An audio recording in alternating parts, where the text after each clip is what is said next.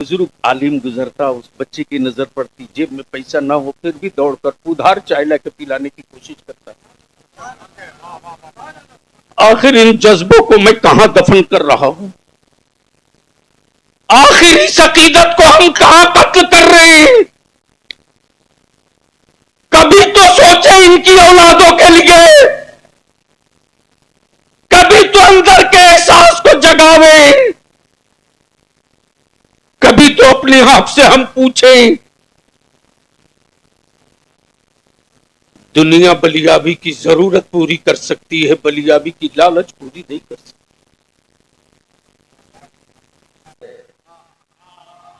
लब्बैक या रसूल अल्लाह,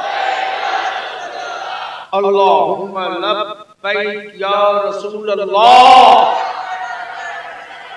लब्बैक या रसूल अल्लाह। नीचे ये सिर्फ नारा नहीं, ये सिर्फ डायलॉग नहीं, ये वफादार मुस्तफा और गद्दार मुस्तफा के बीच की दीवार है।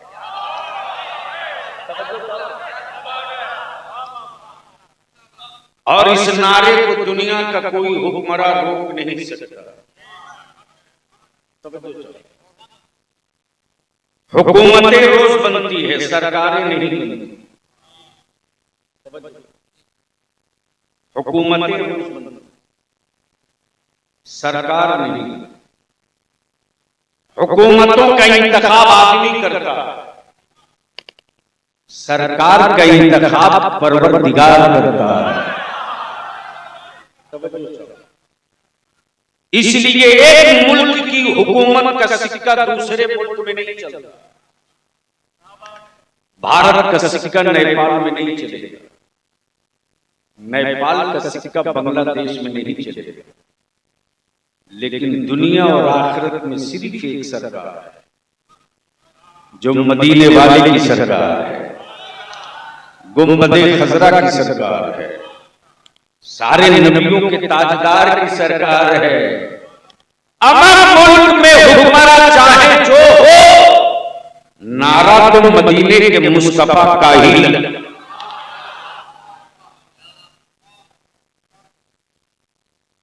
मुझसे पहले कई शोरा का कलाम,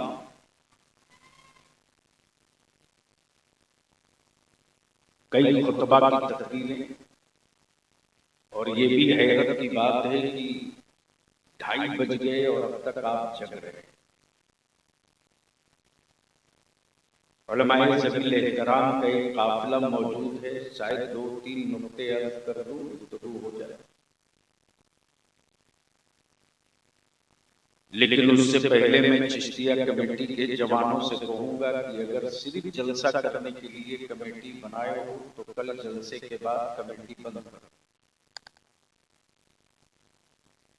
इसलिए कि ये काम सब कर रहे हैं। हद तो ये है कि जलसा सबसे ज्यादा वही कराता है जो ईद बकरीद ही में मस्जिद और ईदगाह है।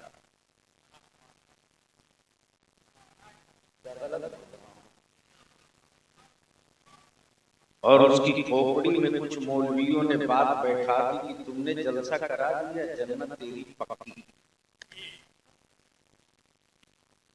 और आने से पहले ही नजराना मंगा लिया तो मुकम्मल गारंटी।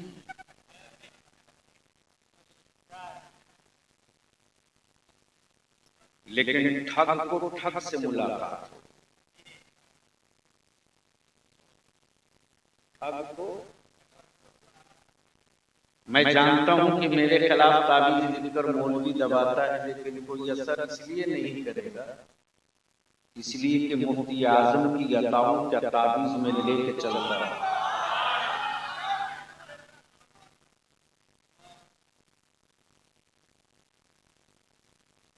ये जल कर इसलिए बोल रहा हूं, एक है अकीदत, एक है जरूरत। बस इसी 2 जुमले में गुफ्तगू हो जाए। एक है अकीदत, एक है जरूरत। अकीदत टूटेगी फिर बहाल हो जाएगी।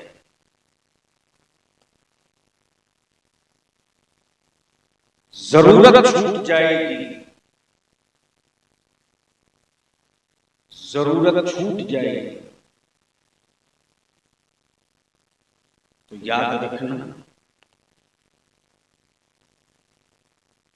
बिल्डिंगों के टूटने के बाद दोबारा तामीर मुमकिन है,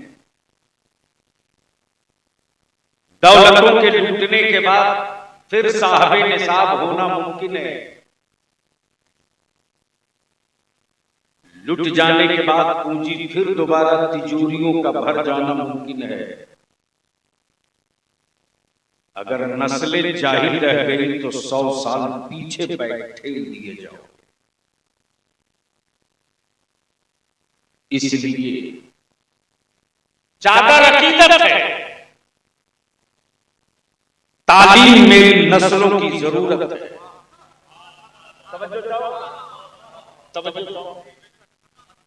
चादर अकीदत है, तालीम मेरी नस्लों की जरूरत है। यूं यूं यूं यूं यूं माल उड़ाना अकीदत है।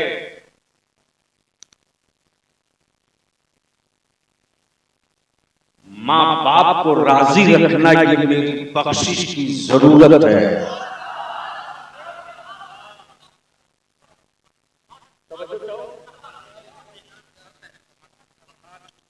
गरीब नवाज के यहां हर साल जाना ये अकीदत है। तेरे पड़ोस में कोई भूखा न सोने पावे ये तेरी बख्शिश की जरूरत है। गौस आज़म की 11वीं करना अकीदत है। लेकिन तेरे खित्ते में किसी मस्जिद का काम अधूरा रह जाए, इसे पूरा करना तेरी निजात की जरूरत है। अब बात आ गई तो एक बात अर्ज कर दूं, इसी जगह कई सवालों का जवाब हो जाए। उलमाए किराम इजाजत दे दो, सुनोगे तो बोलोगे, तो बोलोगे तभी ना बोलूंगा। मौलाना, अगर हिंदुस्तान में ईसाल सवाब जायज न होता तो भारत में इतनी मस्जिदों की तामीर न होती।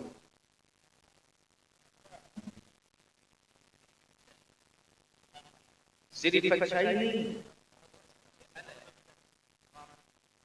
बल्कि जो पैजामा बदल बदल के ईसाल सवाब के खिलाफ बोलता है वो भी यही कह के मांगता है, ईंट दे दो सवाब कयामत तक मिले। बोल दे यार, बोल दे। गिट्टी दे दो जब तक छत खड़ी रहेगी सवाब मिलता है। ईंट दे दो, मरे हुए मां बाप के नाम सवाब कब्र को जाता है। अब मैं सोचते रहा, ये मौलाना तो रात भर पानी पी कर सवाब के खिलाफ फतवा ठोक रहा था, गूंगी ईंट मांग कर सवाब भेज रहा है। पत्थरों की गिट्टी मांग के सवाब भेज रहा है। आमा सीमेंट की बोरी मांग के सवाब भेज रहा है। पकड़ लिया गट्टा। मैंने कहा मौलाना जो रात बोल रहे थे वो सही था या जो अभी बोल रहे थे ये सही? बोला जो अभी बोल रहा हूं यही सही है।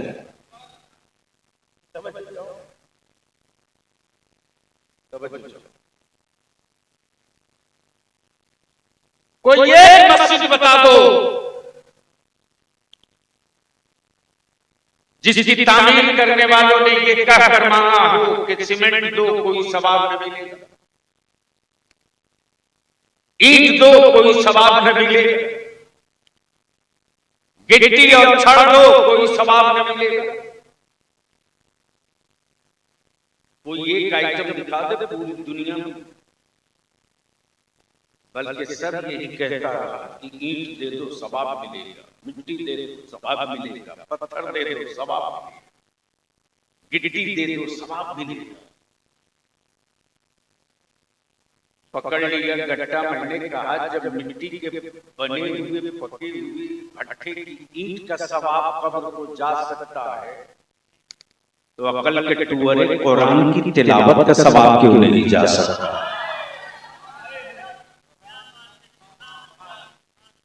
लेकिन उसके बाद भी एक बड़ी लानत दिखने लगी मार्केट में। क्या बात है, वाह हजरत, फलाने सेठ ने 5 मरतबा उम्रा किया इस साल, फलाने बाजू तो 12 हज कर चुके, 13वें की बारी है, दुआ कीजिए। माफ करना दे। शहर तैयबा का तसव्वुर करना बड़ा अच्छा लगता है, लेकिन खाके मदीना पर कदम रखने से पहले 100 मरतबा नहीं, 1000 मरतबा दिल कांप जाता। कहीं पूछे रसूल की बेहुरमती न हो जाए,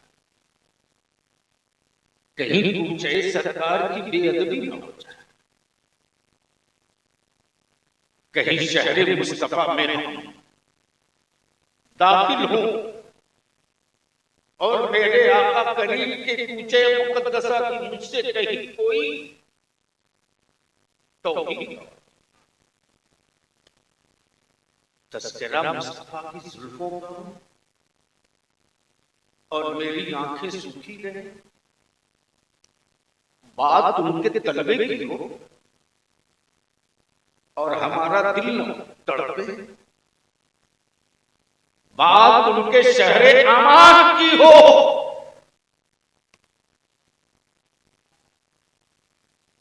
और मैं इतराऊं न। मेरे अजीज, तैयबा का तसव्वुर करना बड़ा आसान है, लेकिन उनकी गलियों की हुर्मत का एहतराम करके लौटना बड़ा मुश्किल काम, बहुत मुश्किल। इसलिए हर वक्त दुआ यही करो कि मेरे अल्लाह, जब मेरी नजर को, मेरे जिगर को, मेरे वजूद को इस लायक बना दे कि मैं तेरे हबीब के कूचे का एहतराम कर सकूं, तब मुझको अपने महबूब के मेहमान बनने की सादत देना। हम न जाकर के बचे रहेंगे, लेकिन जाकर उनके कूचे का एहतराम करके न लौट सके तो हम कहां होंगे कुछ नहीं पता। सिराज ताबानी एक शेर पढ़ रहे थे, वो क्या मिसरा था? शहर तैयबा पर आपका एक मिसरा था, मेरा दिल थोड़ी देर के लिए उधर गया। ये तो मेरे आला हज़रत का है, उनका एक मिसरा था तो मेरे ज़हन पर एक दस्तक आई थी, इसलिए कि वैसे भी बलियाबी शेरो शायरी से ज्यादा दिलचस्पी नहीं रखता। मैं जानता हूं कि उनकी नाम पढ़ना बहुत आसान नहीं, बस ज़हन को थोड़ी देर के लिए करीब कर लो तो 2 हिस्सा।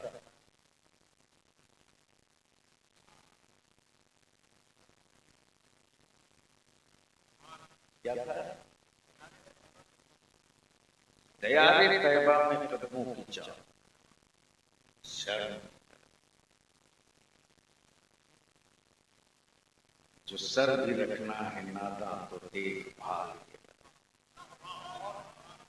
मोहब्बत से बोल दो, जोर से बोल दो और मोहब्बत से बोल दो।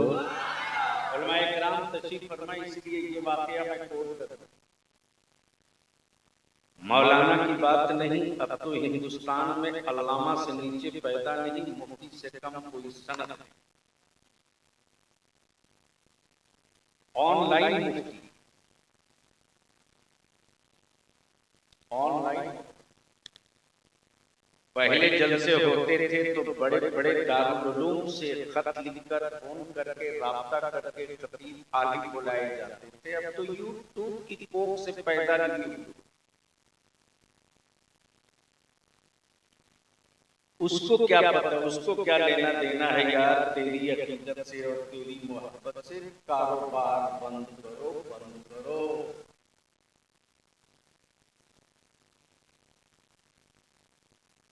बंद करो।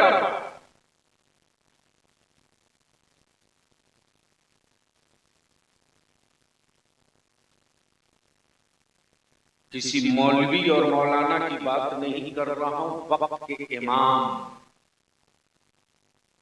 सैयदना इमाम मोहम्मद, जिनके इल्म का आलम ये कि 70 ऊंटों पर उनकी किताबें लद के चले और किताबों की बोझ से ऊंट दब दब के चले। उनके शागिर्द ने अपने उस्ताद सैयदना इमाम मोहम्मद से अर्ज, हुजूर इजाजत दे तो मैं हज को जाऊं। अल्लाह, हजरत जैसे ही कहा इजाजत दे तो हज को जाऊं, सैयदना इमाम मोहम्मद फरमाते कि क्या तूने मेरे आका के शहर तैयबा की अजमत को समझ लिया है? क्या तूने मेरे आका के शहर पाक की अजमत को समझ लिया है? जिन घरों दीवार से रसूले कौनैन की चादरें मुक़द्दस मस हुई, क्या उन घरों दीवार के मर्तबे को तूने जान लिया है? फिर दो चंद दिनों के बाद शागिर्द बज़िद हो गया, हुजूर इजाजत दे दे मैं जाना चाहता हूं। सैयदना इमाम मोहम्मद फरमाते कि जाओ, लेकिन मेरे आका के कूचे में किसी की तौहीन मत करना। मेरे रसूल की गलियों में किसी का दिल मत दुखाना। मेरे महबूब के कूचे का एहतराम करना। सैयदना इमाम मोहम्मद के शागिर्द जैसे ही शहर मक्का से शहर मदीना तशरीफ लाए,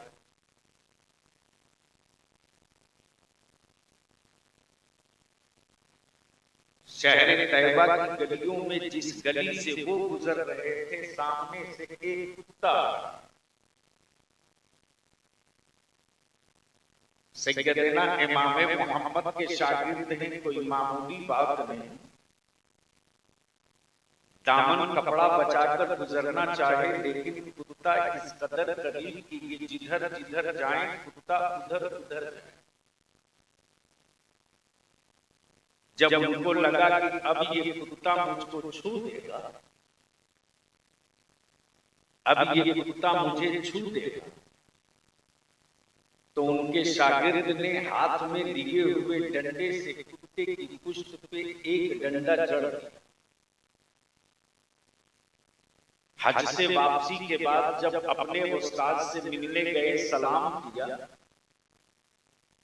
सैयदना इमाम मोहम्मद ने सलाम का जवाब न देकर चेहरा फेर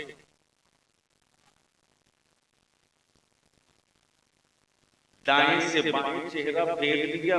शागिर्द बाईं तरफ लौटा, फिर सलाम किया। सैयदना इमाम मोहम्मद ने फिर चेहरा फेर, शागिर्द कदम पकड़कर अड़ के रोने लगा, हुजूर आपने इजाजत दी तब गया, आपकी इजाजत के बगैर मैं नहीं गया। सैयदना इमाम मोहम्मद फरमाते तेरे जाने से पहले मैंने तुझसे कहा था कि मेरे आका की गलियों में किसी को तकलीफ मत देना। मेरे आका की गलियों में किसी को तकलीफ मत देना। तुझको याद है? हाँ याद है।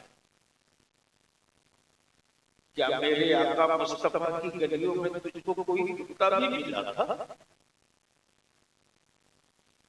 सैयदना इमाम मोहम्मद के शागिर्द कहते हैं हाँ मिला तो था। उसने मुझको बिल्कुल छूना चाहा और मुझे यकीन हो गया कि अब ये मुझे छू देगा, तो मैंने उसकी पुष्ट पे डंडा मारा था। सैयदना इमाम मोहम्मद को जलाना था, फरमा के सुन, तुमने मुस्तफा के कूचे में जिस कुत्ते को डंडा मारा था वो कुत्ता कोई और नहीं था, मदीने में जिस कुत्ते को डंडा मारा था उसकी चोट का निशान किसी और के नहीं, मोहब्बत की पिष्ट पे लगा।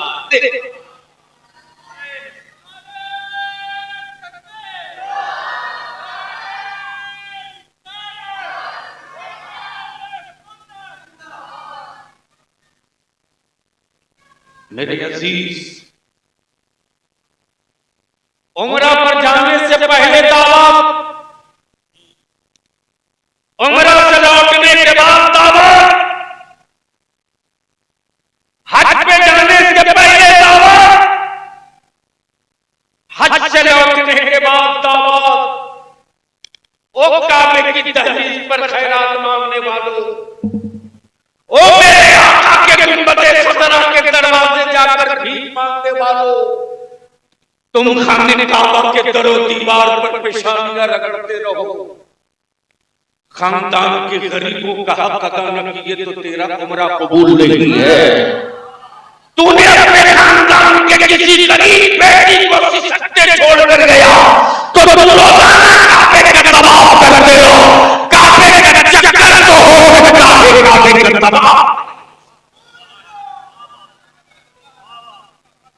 जिस कौम की बेटियां सिसक रही हूं, जिस कौम के बच्चे जाहिलों से बदतर हो, जिस कौम की औलादें दलितों से बदतर हो जाए, उस कौम के लोग अकीदत पर दौलत लुटावे, ऐसी अकीदत पे ताला लगा दो और अपनी नस्लों की जरूरत का दरवाजा खोल दो, ताकि मेरी आबादियों में कोई अनपढ़ न रहे जो मिले पढ़ा लिखा।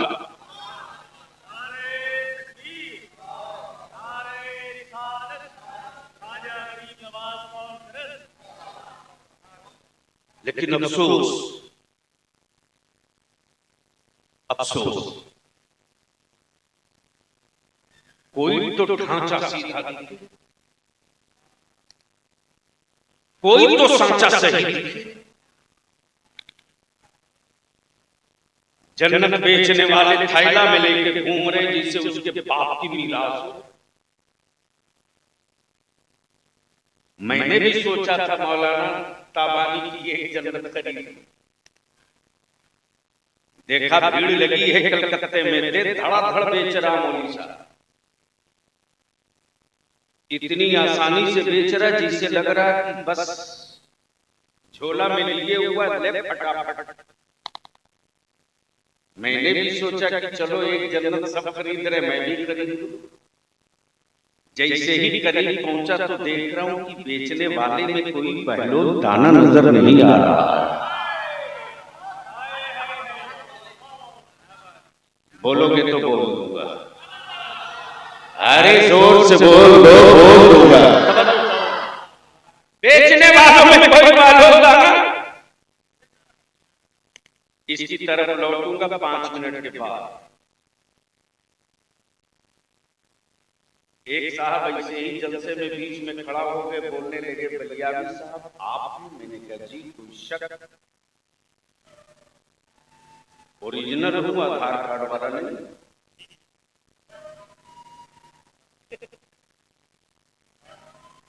बोला नहीं, नाम बहुत सुना था, देखा पहली बार हूं। मैंने कहा ये शायद आखिरी बार।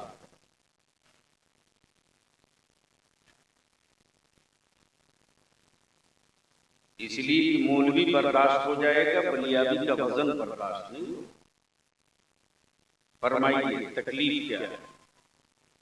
बोले नहीं, आप लोग सिर्फ एक ही नबी की बात करते हैं।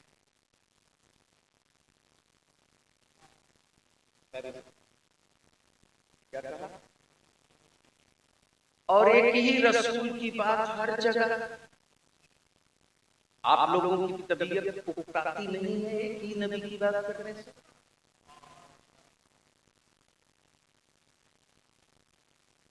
मेराज की महफिल हो तो उसी नबी की बात, रबीउल अव्वल हो तो उसी नबी की बात, मुहर्रम हो तो उसी नबी की बात, तीजा हो तो उसी नबी की बात, 40वां हो तो उसी नबी की बात। एक ही नबी की बात करते करते आप लोग वहीं से शुरू वहीं से खत्म, तबीयत तो उकताती नहीं है आप लोगों की। मैंने कहा बड़े साहब आपकी उम्र कितनी हो गई? बोले 60 साल। कितना? जैसे ही उम्र पूछा वैसे ही बड़े मियां जलाल में आ गए। बोले मेरे सवाल का मेरी उम्र से क्या रिश्ता है? मैंने कहा बलियाबी को जिसने पाला है उसका नाम रईसुल कलम है। मैदान में घर से तलवार लेकर हम नहीं जाते, हरीफों के हाथ का खंजर तनहा काफी है उसके लिए। बोले तो मेरी उम्र से सवाल का रिश्ता है? मैंने कहा इसी से है, तबीयत उकताती नहीं। मैंने कहा बड़े साहब 60 साल हो गए, रोटी खाते हैं कि नहीं खाते? बोला अरे कमाल है। मैंने कहा कब से खाते हैं? बोला जब से खाना शुरू किया है तब से गंदम की रोटी खा। मैंने कहा पानी पीते कि नहीं? बोला जब से पीना शुरू किया है पी ही तो रहा। मैंने कहा बेशी नहीं, एक दिन गंदम की रोटी, बाजरा की रोटी, रोटी बदल के कुछ खा लो। 24 घंटा पानी कुआं तालाब चापानल का छोड़ दे, कुछ ट्राई। बड़े मियां भड़क गए। बोले आप मुझको मारना चाहते हैं? मैंने कहा कमाल है, न मैंने तलवार दिखाई न खंजर, और तुम मौत से डर।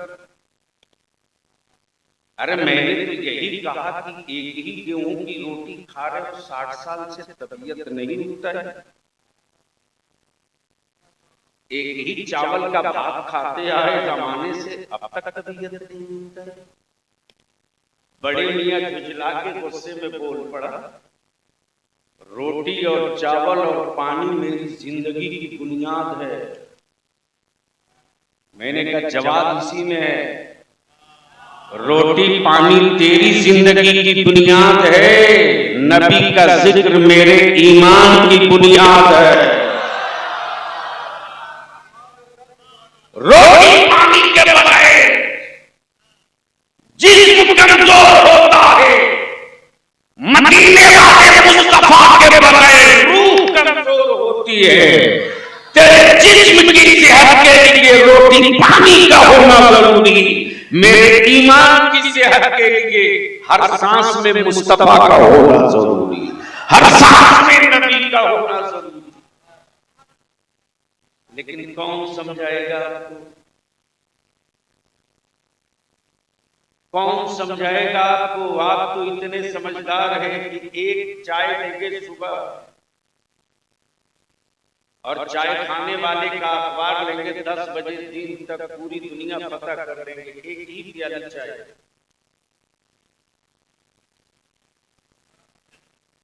क्या?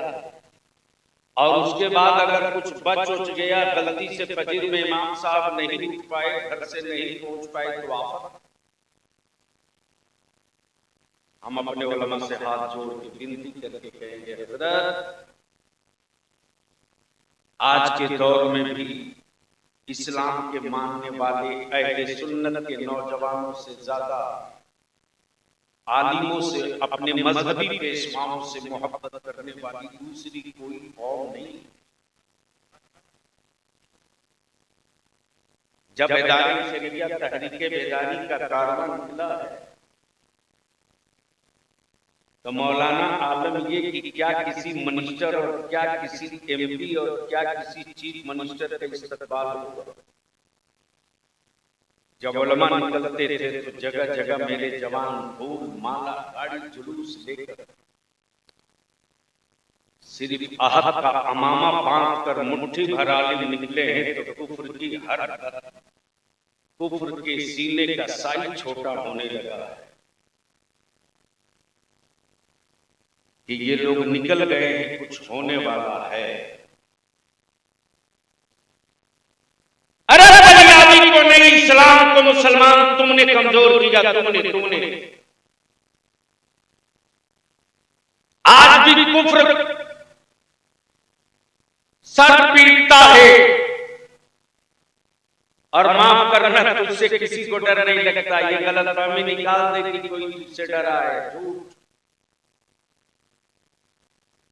न तुम्हारा कारोबार ऐसा है कि कोई डरे, न तुम्हारी इकोनॉमी ऐसी है कि कोई डरे, न तुम्हारी कोई पॉलिटिक्स ऐसी है कि कोई डरे, न तुम्हारे पास एजुकेशन का कोई सेटअप ऐसा है कि कोई डरे।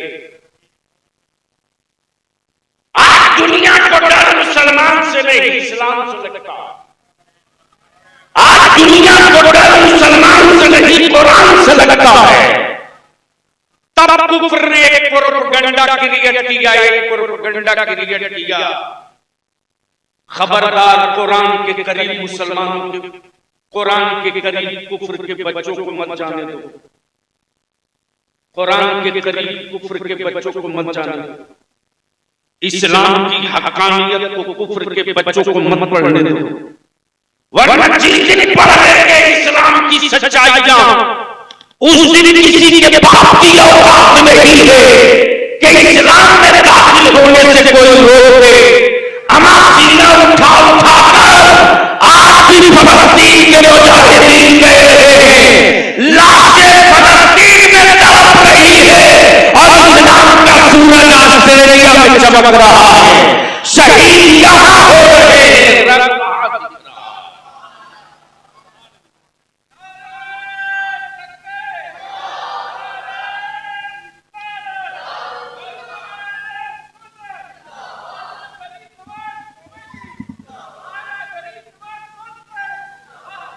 इसलिए यहूदियत को इस्लाम की सदाकतों से खौफ लगता, नसरानियत को कुरान की हक़ानियत से डर लगता, कुफ्र को नमाज की हलावतों से डर लगता, मुशरिकीन को अली के बाजुओं से डर लगता, हुक्मरानों को गरीब नवाज के इक़्तिदार से डर लगता और फकीरों को इमाम अहमद रज़ा के नाम से डर लगता।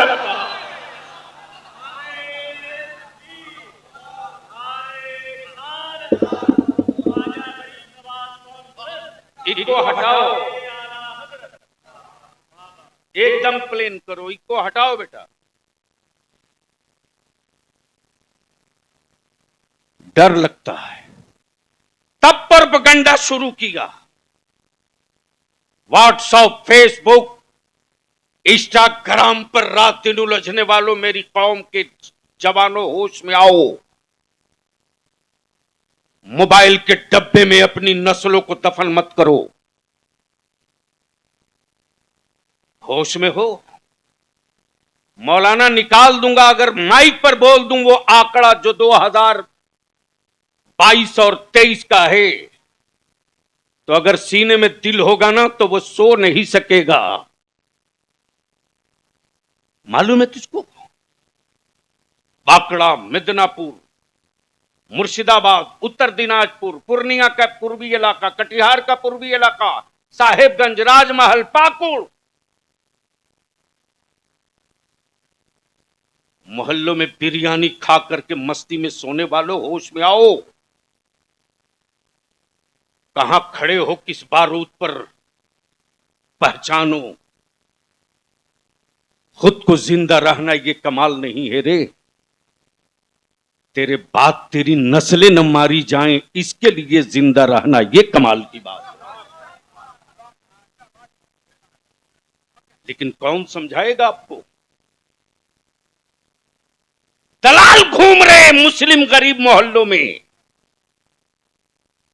दलाल घूम रहे। जिस बाप की औकात यही है कि बेचारा सुबह से शाम तक अगर मुटिया का काम न करे तो घर में चूल्हा न जले, लेकिन जहेज की लानत नकदी की लानत, बारातों की नुमाइश, ईमान वालों की बेटियों को बोझ बना दिया। और यह लानत अमीरों की हवेली से निकली है,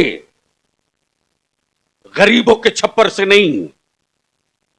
यह लानत रईसों की कोठी से निकली है, गरीबों की झोपड़ी से नहीं। और यह भी लिख ले कि सेठियों की तिजोरी के पैसों से मस्जिदों की छत ढले, इसकी कोई गारंटी नहीं। लेकिन गरीब मुस्तफा के आशिकों के पसीने की कमाई से मस्जिदों में मुसल्ले भी सजा दिए जाते हैं, मस्जिदों की दीवारें भी खड़ी कर ली जाती हैं, इसलिए कि कुफ्र ने बड़ा करीब से इस्लाम को पढ़ा है रे, बड़ा करीब से पढ़ा है। मौलाना दलाल आता है, दर्जनों केसेस आए हैं मेरे पास, दर्जनों। ये जो तहरीके बेदारी चल रही हवा में नहीं, और अल्हम्दुलिल्लाह सीना ठोक के बोल सकता हूं, लेकिन मेरी कौम के बच्चों को डराने का ठेका ले रखा है सेकुलर कहलाने वाले और कुछ मौलवियों ने। बंद करो ये ठेकेदारी डराने वाली सेकुलरिज्म की, नहीं चलेगी। इसी भारत में मध्य प्रदेश में अगर किसी आदिवासी भाई के बेटे पर कोई बदतमीज पेशाब कर दे, पूरा मुल्क खड़ा हो गया। लेकिन हरियाणा में मेरे बच्चों को गाड़ी में बंद करके जला दिया गया, किसी एक सेकुलर की आवाज नहीं निकली। निकली हो तो बताओ। हमारी बच्चियों के लिए कोई गर्ल्स कॉलेज नहीं है जहां निकाब और हिजाब के साथ जाकर मेरी बेटियां पढ़ सकें। लेकिन इसी चौराहे पर हरामखोर लोग भाषण देते कि मुसलमान जाहिल है, पढ़ा नहीं, अनपढ़ है। तब बलियावी ने पार्लियामेंट में कहा था, निकालो रिकॉर्ड, कि जिस कौम ने पूरी कायनात को पढ़ाया हो, उस कौम के बच्चों को हुक्मरानों जाहिल तुमने बनाया, तुमने बनाया, तुमने बनाया। और तेरे सन के हुए बुलडोजरों में अगर ताकत है और सत्ता के कलेजे में अगर हिम्मत है, तो इमाम अहमद रजा वालों के मदरसे की एक ईंट गिरा कर दिखा दो, मैं तेरी औकात इंची टेप से नाप दूंगा। इसलिए कि भारत के सुन्नियों के मदरसों की तामीर सऊदिया के ज़कात खोरों के पैसे से नहीं है, बल्कि गरीब नवाज के सदका खोरों की।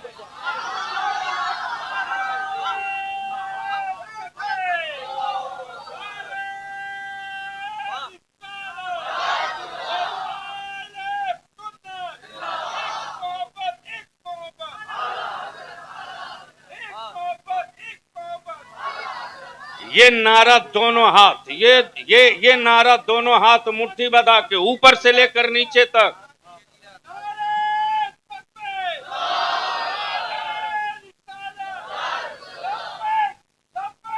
लब्बैक लब्बैक लब्बैक, चारों तरफ से, चारों तरफ से।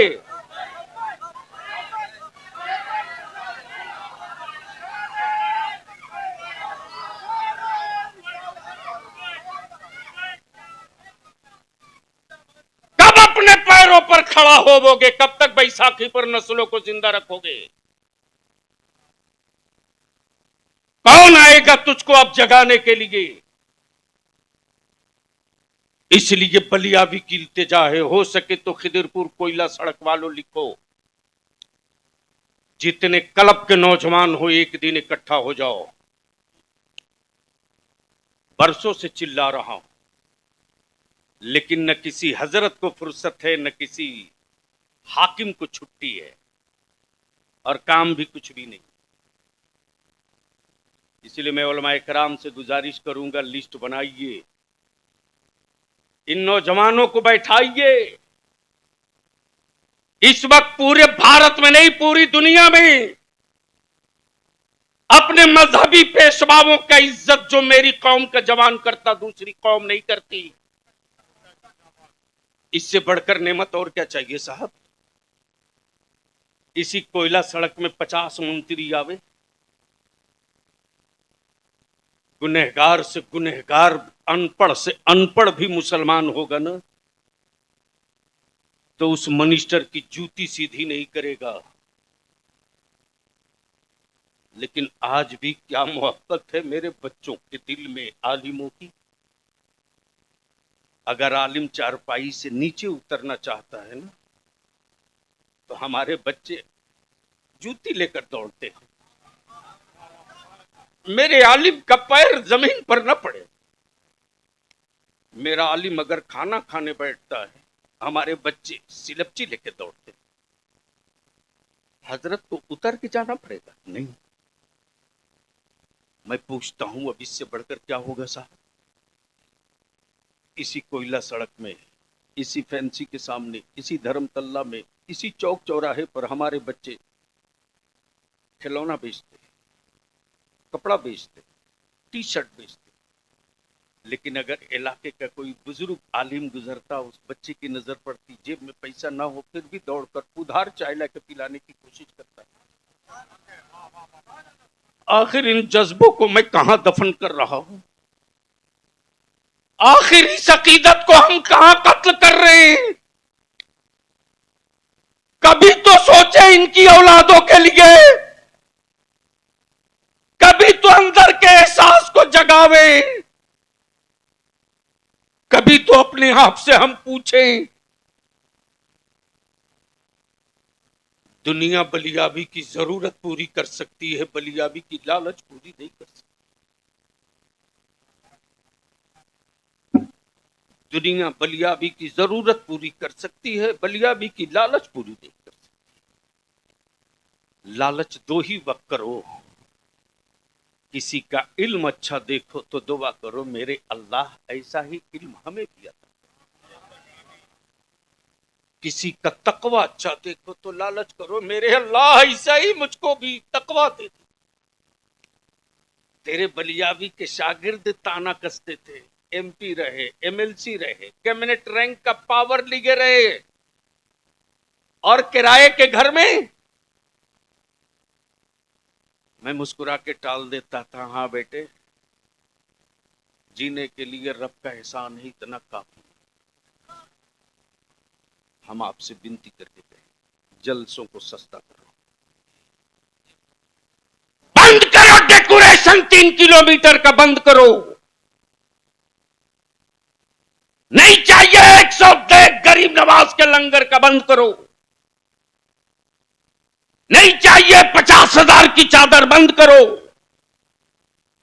फूल की चादर डाल दो। अरे वो सिर्फ गरीब नवाज ही नहीं है रे, वो भारत के ईमान वालों का मुश्किल कुशा है, मुश्किल कुशा। तो जो गरीब नवाज कलकत्ता वालों की सदा सुन सकता है, साल में 5 मरतबा जाने की क्या जरूरत है? उसी पैसे को बचाओ, अपनी औलादों के लिए तालीम का एक नक्शा बनाओ, मैकेनिज्म करो। और हम तो अर्ज करेंगे, बहुत पहले आया था जब रेख निकलती थी, मौलाना हाफिज मुस्तकीम साहब थे तब आया, फिर बीच में 2-4 बार आया, कई सालों के बाद आया। और शायद नौजवान बच्चे, कम उम्र बच्चे जलसे की दाई ना होते तो मैं सलाम करके माजरत कर लेता, जलसों के लिए टाइम नहीं है मेरे पास। इस काम के लिए ढेर आलिम है कर रहा है। आज रानीगंज के गौसे बंगाला की चौखट पर तहरीक बेदारी की नशिस्त, कल मुर्शिदाबाद में थे, वहां मीटिंग। हम तो एक एक मस्जिद गिनने के लिए निकल पड़े हैं। मस्जिद सिर्फ नमाज की जगह नहीं, दुनिया की पहली यूनिवर्सिटी की बुनियाद मिस्र में नहीं पड़ी, मस्जिद नबवी में पड़ी है। वो 1.5 आंख वाले को क्या पता यार, 1.5 आंख वाला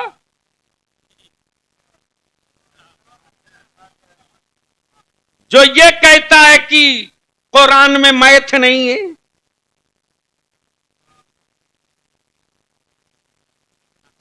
समझे कि नहीं समझे?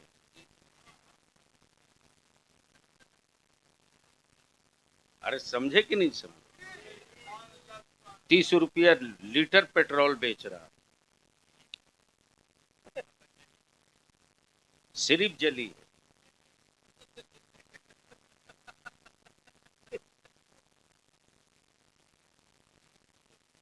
सिर्फ जली है, 30 रुपया पेट्रोल बेच रहा है, एक टैबलेट 300 में बेच रहा है। इसलिए कि ये अंधभक्ति की गोली है, एक बार खाया तो गया। जैसे आजकल बहुत सारे लोग हैं, नमाज एक टाइम नहीं पढ़ेंगे, गर्दन पकड़ के जन्नत में फेंकता। ऐसे हराम खोरों की टांग पकड़ के नदी में फेंक दो। रियायत मत करो, वरना ये कोढ़ नासूर बनेगा, तेरे बच्चों को दीन से हटा देगा, नाम अब्दुल्ला रह जाएगा। बस आखिरी बात सुनो, इसलिए कमेटी वालों से कहूं, नौजवान हो, तकरीर के लिए बहुत सारे आलिम है, बुला ले। काम जब करने की नीयत हो जाए तब बलियाबी को फोन करना। कोई जरूरी नहीं कि पूरा खिदिरपुर इकट्ठा हो तब कोई काम हो, ये कोई जरूरी थोड़ी है। इस पूरे खिदिरपुर के अहले सुन्नत की जितनी मस्जिदों के अइम्मा, मस्जिद के सदर, मस्जिद के सेक्रेटरी, मस्जिद के मुतवल्ली, मस्जिद के इमाम, और किसी इलाके में उर्स कमेटी हो उसके भी सदर सेक्रेटरी, जलसा कमेटी हो उसके भी सदर सेक्रेटरी, वेलफेयर कमेटी हो उसके भी सदर सेक्रेटरी, सबका नाम नंबर व्हाट्सएप के साथ जमा करो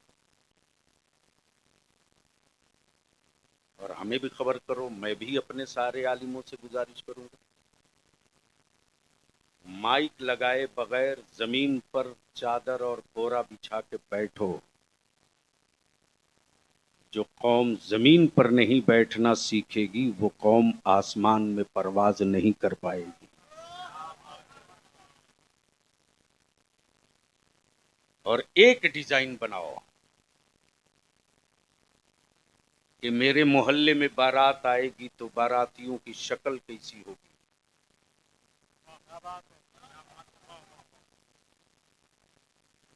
मेरे इलाके से अगर बारात जाएगी तो जाने वालों की सूरत कैसी होगी।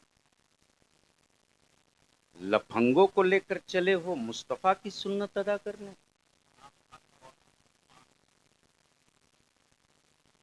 जेब कतरों को लेकर चले हो बीवी लाने के लिए। दावत दो, कार्ड छपवाओ तो लिख दो कि दावत दे रहा हूं, शर्त है दीन की बारात है, बारात में वही चले जो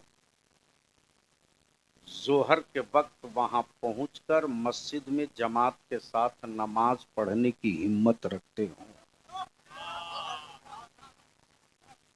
4 आना छठवां माल ऐसे ही साफ हो जाएगा। बोलो सही है कि गलत? अरे जोर से बोलो ना। अब इस पर तो नारा नहीं लगाओगे इसलिए कि जन्नत नहीं मिली। लगाओ ठोक के खड़ा होके।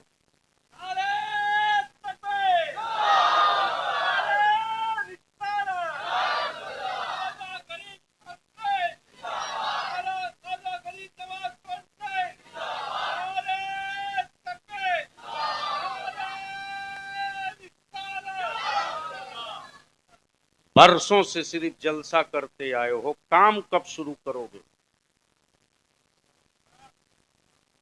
और उसके लिए जहां एक दिन इकट्ठा हो जाए, मालूम है एक तहरीक बेदारी ने सत्ता को हला दिया,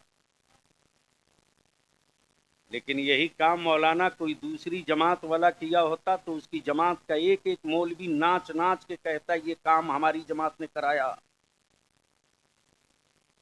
एक लफ्ज नहीं निकला। 13 दिसंबर 2022 से बलियाबी तहरीके बेदारी जिला जिला गांव गांव इलाका इलाका लेकर दौड़ते रहा। एजेंडा है नबी की इज्जत और नामूस पे कानून बनाओ। दूसरा एजेंडा है बगैर किसी सबूत के मेरे बच्चों को आतंकवादी कहोगे तो आर और पार कर दिया जाएगा, बख्शा नहीं जाएगा। अगर देश का गद्दार है लटका दो सूली पर। हम अंग्रेजों की दलालों की औलाद नहीं है जिसने भारत में आजादी की जंग लड़ने के लिए अंग्रेजों के खिलाफ जिहाद का फतवा दिया है, उस अल्लामा फजल हक खैराबादी की औलाद है। तुम्हारे बाप के उतने सर नहीं कटे जितने मेरे बाप के सर कटे हैं। तुम हमें हुब्बुल वतनी का सबक मत सिखाओ। तुम हमें हुब्बुल वतनी का सबक मत सिखाओ। हम माफी पीर की औलाद नहीं, हम मोइनुद्दीन के सदकाखोर करीम नवाज के मानने वाले हैं। बेवफा मेरे खून में नहीं, बेवफाई मेरे खून में नहीं। टैंक तोड़ने की फितरत मेरे लहू में है। टैंक तोड़ने की फितरत मेरे लहू में है। लेकिन मेरे बच्चों को डराया सबने क्या बोलते, कोई विकल्प नहीं है। पागलो, 7% वाला सत्ता ले सकता है, 6% वाला हुकूमत बना सकता है, 27% वाला विकल्प खोज रहा। तब बलियाबी ने तय किया, एक नारा दे दिया, हिल गए हैं लोग। अब वो नारा ये है, जिसकी जितनी संख्या भारी उसकी उतनी हिस्सेदारी। आओ, कोई 2 नंबर के हिंदुस्तानी। मौलाना जुमला नहीं, रिजल्ट आ गया। घास के रिजल्ट आया है। मेरे बच्चों को लावारिस घास समझकर जो चाहता था चर लेता था। हलाया जबेदार शरिया ने, मेरे आलिमों ने, और जब हला करके टंगा दिया मैंने कहा देखता हूं कि तेरे सीने में कितना दम है। आ, अब तक तुझे सियासी वर्करों से पल्ला पड़ता रहा, अब मुस्तफा के वारिसों से पल्ला पड़ गया है। आ, तो इसी 20 दिसंबर को एक कानून लाना पड़ा है, इसी 20 दिसंबर को, जिसमें क्लियर कहना पड़ा है कि मॉब लिंचिंग करने वालों को फांसी की सजा होगी। ये किसी और की देन नहीं है। बंगाल में, उड़ीसा में, झारखंड में, हरियाणा में, पंजाब में, उत्तर प्रदेश में मेरे बच्चों की मॉब लिंचिंग होते रही। सेकुलर कहलाने वाले चुप। एक लफ्ज नहीं निकला हरामखोरों से। एक निंदा प्रस्ताव तक लोग न ला सके विधानसभा में, इसलिए कि उनको मालूम है मुसलमान तो जंगली घास है, जब चाहो आग लगा दो। ये मौका तुमने दिया मुसलमान, तुमने अपने बच्चों को पढ़ा दिया होता तो कोई बिल्ली और छुछुंदर दिखाकर डराने की गलती नहीं करता। डरता वही है जो जाहिल होता है, जो पढ़ लेता है वो डरता नहीं है, वो लड़ता है, और जो लड़ता है वही जीतता है। लड़ रहे हैं बैतुल मुकद्दस की आजादी के मतवाले, लड़ रहे हैं बैतुल मुकद्दस की आजादी के मतवाले। तो आज अमेरिका की भी हवा निकली है, आज चाइना भी बाप बाप चिल्ला रहा, आज इजराइल भी चीख चीख कर कह रहा कि जो मुझको गुरूर था अपने मिसाइल और अपने एटमी प्लांट पर, बैतुल मुकद्दस के मतवालों ने उस एटमी प्लांट की हवा निकाल कर बता दिया कि जमीन जीतने के लिए फौज की जरूरत होती है, मिशन जीतने के लिए आशिक की जरूरत होती है। याशिकों का जत्था है। इसलिए बुजुर्गों ने मुस्तफा का आशिक बनाया है। अंधभक्त मत बनाओ, अंधभक्त बनाओगे तो मारे जाओगे, आशिक बनाओगे तो किसी की औकात नहीं कि आंख से आंख मिला सके। एक ही तो आशिक आया था भारत में जिसका नाम मोइनुद्दीन था। अंधभक्तों की पूरी मंडली लग गई थी, लेकिन उस आशिक मुस्तफा की आंखों की चमक जिस जिसने देख लिया, मुनाजरा करने की हिम्मत न पड़ी। आंखों की चमक देखा, बोल पड़ा ला इलाहा, जोर से ला इलाहा, ला इलाहा, जोर से ला इलाहा मोहम्मदुर। ये मेरी मां बहनें आई हैं, क्या हजरत गजब है। बचपने में हम लोग जब किसी का इंतकाल होता था तो तीजा में, 40वां में, 20वां में, 10वां में बड़े बुजुर्ग लोग बच्चों के जिम्मे काम दे देते थे कि कागज कलम ले लो, जाओ पारा तहसील के लिए आओ। होता था कि नहीं? अब होता है? जहां पुराने लोग बचे हैं वहीं हम लोग जाते थे, कुंडी खटखटाते थे, खाला फलाने साहब का, फलानी चच्ची का आज 40वां है, कुछ पारा पड़ी है? तो बड़ी भी बोलती थी, हाँ बेटा 500 कलमा लिख लो। हाय हाय हाय, क्या बोलती थी? 500 कलमा लिख लो, सूर्य यासीन 10 खत्म लिख लो, सूर्य रहमान 5 खत्म लिख लो, 5 पारा लिख ले बेटा। अल्लाह अकबर, पढ़ के रखे रहती। ला मॉडर्न बीवी लाओ,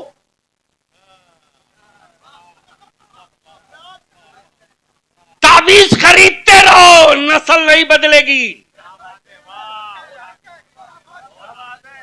ताबीज बेचने वालों का व्यापार तो चलेगा, तेरी नस्ल नहीं बदलेगी। ये जल के बोल रहा हूं, जिसको तकलीफ लगे जा 10 रोटी बेची खा लेना, मेरा कुछ नहीं बिगाड़ेगा तू।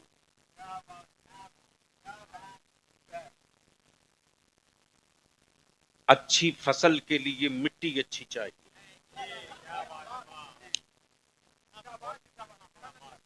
ईमान से बोलो, बंगाल की मिट्टी में नागपुर का संतरा होगा? मिट्टी तो है, होनी चाहिए। अच्छा, बिहार में कश्मीर का सेब होगा? क्यों, मिट्टी तो वहां भी है। अच्छा, हाजीपुर का केला यूपी में होगा? अब मुजफ्फरपुर की लीची मध्य प्रदेश में होगी? क्यों?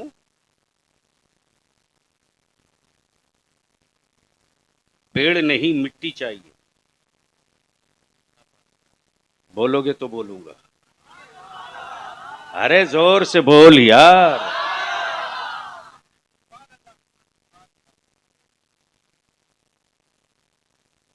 सेब के लिए कश्मीर की मिट्टी लाजमी, संतरा के लिए नागपुर की मिट्टी जरूरी, लीची के लिए मुजफ्फरपुर की मिट्टी जरूरी,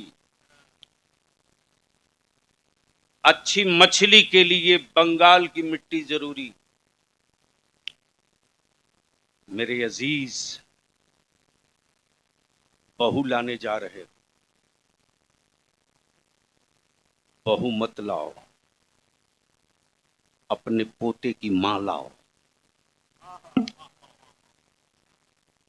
बहू मत लाओ, अपने पोते की मां लाओ। बीवी मत लाओ, अपने बेटे की मां लाओ।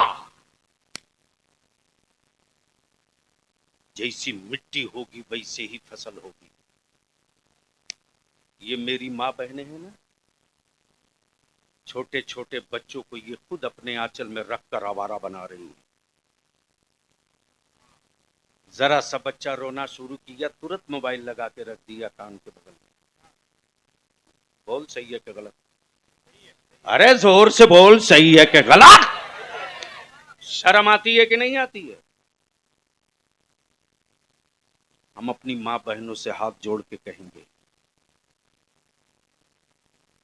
हम अपनी माँ बहनों से कहेंगे, चौखट बदलने से नस्लें नहीं बदलती, रूम बदल देने से लहू नहीं बदलेगा,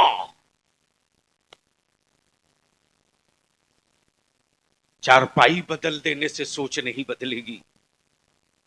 हम अपनी माँ बहनों से इल्तिजा करेंगे, अगर तेरा बेटा रोवे तो रोने दे, मोबाइल मत रख, गाना मत लगा, पहले जाके वजू कर, वजू करके हया के आंचल में छुपा कर तू दुरूद पढ़ते रह, तेरा बेटा दूध पीते रहे। 40 दिन पिलाते दुरूद पढ़कर दूध, जो मिट्टी तैयार होगी ना वो गोश्त और पोस्त और हड्डियों की नहीं होगी, इस्लाम की दीवार होगी, जिसे न कुफ्र तोड़ सके नगा, न कोई हुक्मरा आंख दिखा सकेगा। इसलिए जितनी बड़ी बुजुर्ग माएं, दादी, खाला हैं, अपनी बहू लाने से पहले, ये भी एक लानत है हजरत, बच्ची देखने वो जाता जो एक लफ्ज नहीं पढ़ा है और अंग्रेजी में क्वेश्चन करता हरामखोर उससे। बोलो सही है कि गलत? और ये बुढ़िया सब जितनी जाती है बहू देखने, एक बुढ़ी ने नहीं पूछा कि बेटा तुझको कुरान पढ़ने आता कि नहीं, बेटा तुझको वजू करने आता कि नहीं, बेटा तुझे गुस्ल करने आता कि नहीं, बेटा तुझको कलमा दुरूद तहियात आयतुल कुर्सी याद है कि नहीं। वो जाते ही पूछती है तुझको बिरयानी बनाने आती है कि नहीं। मरोगी पतीली में, शर्म करो। इसलिए अगर बहू लाने जाओ तो माँ बहनों तुझसे विनती करके मैं अर्ज कर रहा हूं कि जब बहू लाने जाओ तो पहले ये देखो कि वो तेरे रसूल करीम की बेटी सैयदा फातिमा की कनीज है कि नहीं है, उसके सर पर हया की चादर है कि नहीं। अगर ये देखकर बहू लाओगी ना तो याद रखना बेटी भेजने के बाद बहू का लुत्फ नहीं बेटी का मजा मिलेगा। अल्लाह तबारक व तआला अमल खैर की तौफीक रफीक अता फरमाए। यार जिंदा सोहबत बाकी सलामत।